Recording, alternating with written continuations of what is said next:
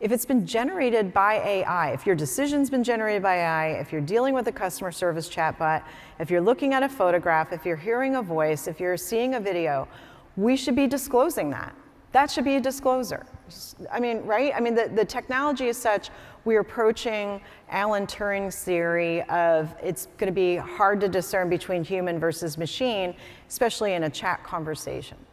And so that should be disclosed. And we don't do that. And I think it's very simple. Thank you. And I mean, because, so I'll give you an example. We represent a lot of women, not all of them are in the public eye, but some of them are, who are victims of non-consensual pornography. So in other words, somebody has taken their head and put their head on pornography and distributes it and makes money off of them and their images.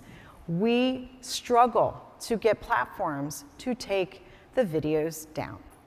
Especially the more notoriety the woman has, the harder it is, because they're in the public eye, this is part of the domain. That's not okay. So for starters, there should be disclosure this was generated by AI. And secondly, there should be accountability for not distributing it. And that it's not just non-consensual pornography, it's documents. So deepfake forgery documents, for example, were released, this is elections, many elections ago, in France, where Marine Le Pen was running against Macron. And a Russian propaganda operative created deepfake documents, forging, saying that Macron had offshore accounts that he never reported, and then created things alleging that it was illicit activity.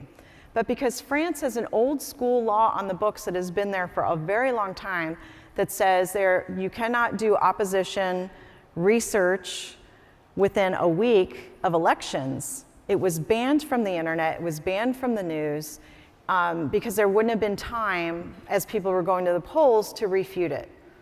It did get refuted. We know how the election turned out, Macron won.